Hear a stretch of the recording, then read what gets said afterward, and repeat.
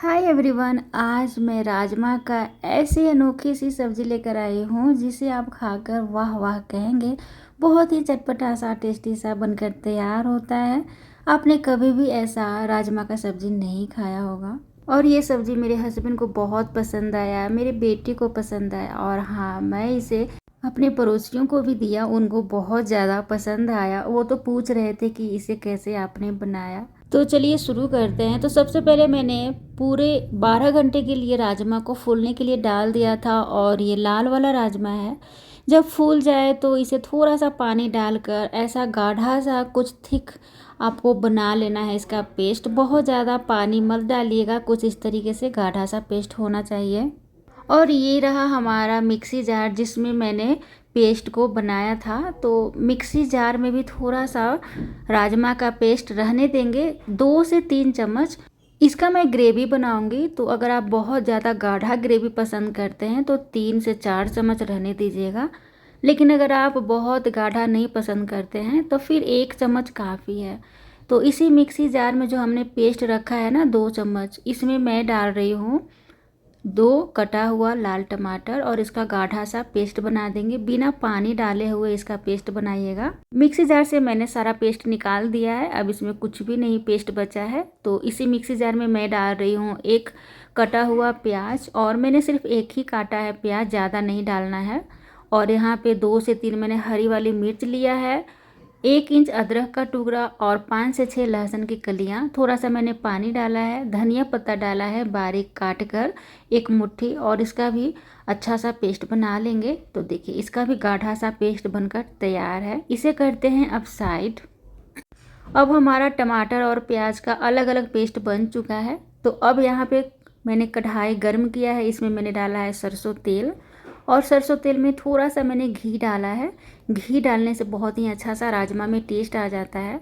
एक तेज़पत्र डाला है और लाल मिर्च थोड़ा तोड़ कर डाला है, ताकि लाल मिर्च तेल में जाने के बाद फूटे नहीं, वैसे छींटा पड़ता है तो फेस जल जाता है। इसमें मैंने थोड़ा जीरा, दालचीनी, छोटी इलायची, बड़ी इलायची और लौंग डाल दिया। और हाँ दोस्तों, हींग डालना बिल्कुल ना भूलें। राजमा में हींग ज़रूर डाला जाता है ताकि गैस ना बने। पर बहुत लोगों को हींग डालने के बाद भी गैस बन जाती है, पर हाँ, हींग डालने से थोड़ा कम बनती है।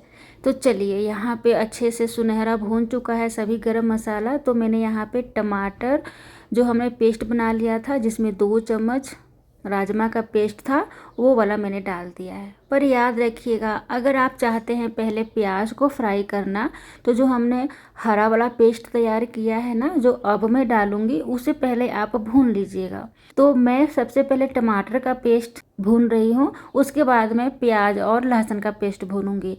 आपके अनुसार, आपकी मर्जी है, आप सबसे पहले हरा वाला पेस्ट फ्राई करना चाहते हैं या फिर लाल वाला पेस्ट फ्राई करना चाहते हैं, ये बिल्कुल आपकी मर्जी है। कभी कभार मैं सब्जियों में लहसुन को सबसे लास्ट में मैं भूनती हूँ, ताकि लहसुन का फ्लेवर अच्छा आए। मुझे लहसुन का कच्चा वाला फ्लेवर अच्छा लगता है, तो मैं लास्ट में ही भूनती हूँ। पर आपको कच्चा लहसुन का फ्लेवर पसंद नहीं है तो पहले हरा वाला, जिसमें हमने लहसुन डाला था, उसे पहले ही फ्राई कर लीजिएगा।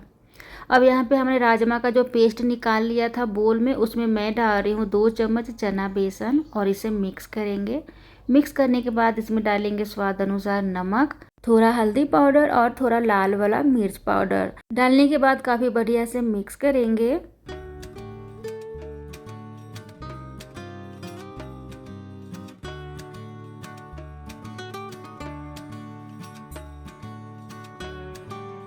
यहाँ पे मैं 1 चम्मच और चना बेसन डाल रही हूँ, ताकि हमारा कंसिस्टेंसी अच्छा सा बनकर तैयार हो। तो मिक्स करने के बाद कुछ इस तरीके से आपको दिखना चाहिए। देखो, गाढ़ा सा ये पेस्ट गिर रहा है, तो बिल्कुल ही परफेक्ट है। इससे ज़्यादा गाढ़ा मत बनाइएगा, ज़्यादा गाढ़ा कीजिएगा तो वो टाइट सा बनेगा और वो सॉफ्ट नहीं बन पाएगा। इधर हमारा मसाला बहुत बढ़िया से फ्राई हो चुका है, जो हमने टमाटर और प्याज को किया है। अब इसमें कुछ खड़े मसालों का जो पाउडर है उसे मिक्स करेंगे, जैसे 1 चम्मच हल्दी पाउडर, 1 चम्मच धनिया पाउडर, थोड़ा सा लाल मिर्च पाउडर, थोड़ा सा देगी मिर्च पाउडर, ताकि सब्जी में हमारा बहुत अच्छा सा कलर आ जाए, थोड़ा जीरा पाउडर, थोड़ा सा काली मिर्च पाउडर। इसे मिक्स करके काफ़ी बढ़िया से भूनेंगे। और अब इसमें मैं डालूँगी फ्लेवर के लिए, ताकि ग्रेवी में अच्छा सा स्वाद आए, तो मैंने थोड़ा स्वाद अनुसार नमक डाल दिया है। आधा चम्मच पाव भाजी मसाला डाला है, आधा चम्मच आमचूर पाउडर डाला है और 1 चम्मच मैंने गरम मसाला डाला है। तो देखिए दोस्तों, आपको जो भी टेस्ट पसंद हो उस अनुसार आप मसालों का इसमें प्रयोग कर सकते हैं।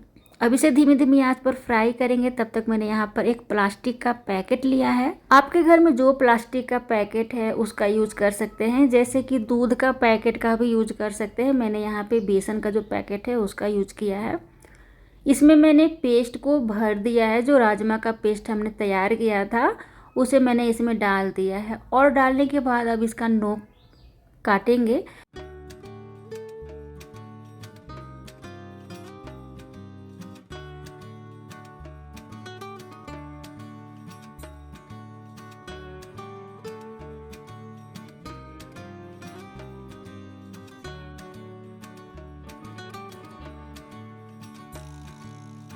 तो थोड़ा मोटा ही काटिएगा, क्योंकि अगर बहुत पतला बनाइएगा तो बिल्कुल घुल सा जाता है। अगर आप मोटा काटिएगा तो बहुत अच्छा सा बनकर तैयार होता है। हमारा मसाला भी काफ़ी बढ़िया से फ्राई हो चुका है, तो मैं इसमें पानी डाल रही हूँ। तो दोस्तों, इसमें पानी का मात्रा थोड़ा सा ज़्यादा डाला जाता है, क्योंकि जैसे जैसे ये पकता है वैसे वैसे गाढ़ा होते जाता है और नीचे चिपक जाता है। तो थोड़ा सा पानी का मात्रा ज़्यादा करिएगा, पतला पहले बना लीजिएगा, क्योंकि पतला करेंगे तो सब्ज़ी बनाते बनाते ये फिर गाढ़ा हो जाता है। तो हमेशा पतला ही रखिएगा।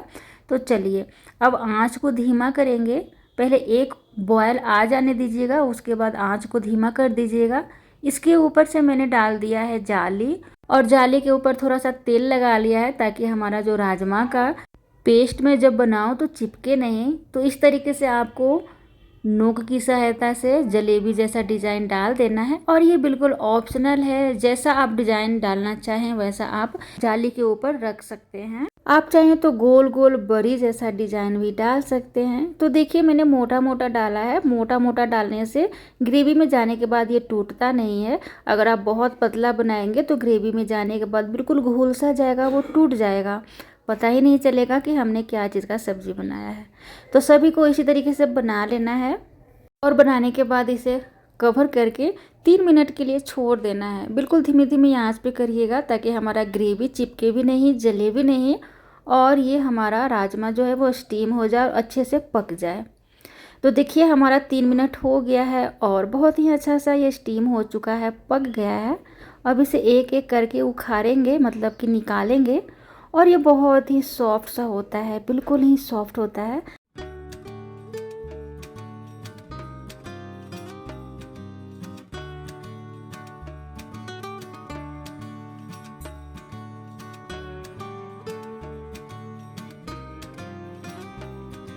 बाकी पेस्ट को भी इसी तरीके से जाली रख कर बना लेंगे।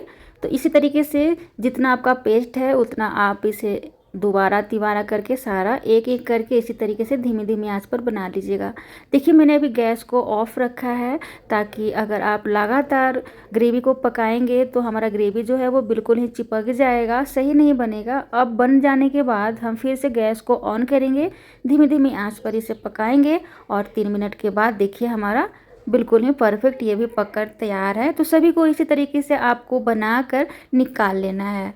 तो देखिए, एकदम जलेबी जैसा सॉफ्ट सा ये तैयार हुआ है। दोस्तों, आप इसे इसी टाइम स्नैक्स के रूप में ऐसे भी खा सकते हैं। बहुत ज़्यादा टेस्टी, यमी, डिलीशियस, मैं क्या बताऊं, मैं तो आधा से ज़्यादा खा गई थी ऐसे ही। और जब इसका मैं सब्ज़ी बनाई तो सब्ज़ी मैं अगले नेक्स्ट डे खाई थी, क्योंकि मुझे इससे ज़्यादा काफ़ी पेट भर गया था, मैंने बहुत ज़्यादा खा लिया था। तो चलिए, हमारा सभी को मैंने स्टीम कर लिया है, तो वो भी बन गया है। अब यहाँ पे ग्रेवी में मैं डाल रही हूँ थोड़ा सा कसूरी मेथी और धनिया पत्ता, और इसे काफ़ी बढ़िया से मिक्स करेंगे। और मिक्स करने के बाद अब हमने जो राजमा का जलेबी जैसा बड़ी बना लिया है उसे भी डाल देंगे। पर दोस्तों, आप चाहें तो ये जो हमने स्टीम करके जलेबी जैसा बनाया है ना, उसे आप फ्राई भी कर सकते हैं, पर फ्राई करने से वो हल्का सा टाइट हो जाएगा और टेस्ट में थोड़ा सा अंतर आ जाता है। ये जो स्टीम किया हुआ है ना, इसका टेस्ट बहुत ज़्यादा अच्छा सा लगता है, सॉफ्ट सॉफ्ट सा बनकर तैयार होता है। तो अगर आपके बच्चे राजमा का सब्ज़ी नहीं खाते हैं, या फिर कोई घर में नहीं खाते हैं, तो उनको इस तरीके से बनाकर दे सकते हैं। अब स्टीम किया हुआ राजमा को डाल देने के बाद गैस को तुरंत ऑफ कर देना है। बिल्कुल ही इसे खौलाइएगा नहीं, पकाइएगा नहीं। अगर आप पकाएंगे तो बिल्कुल ही ये ग्रेवी में जाकर घुल जाएगा और वो सब्जी सब्जी नहीं रहेगा और एक भी आपका जलेबी दिखेगा नहीं। तो इस बात का ख्याल रखिएगा। तो दोस्तों, आप अपने घरों में इस तरीके का राजमा का सब्जी ज़रूर बनाएं और हमारा वीडियो थोड़ा सा भी पसंद आए तो लाइक और सब्सक्राइब ज़रूर करें। Thank you so much.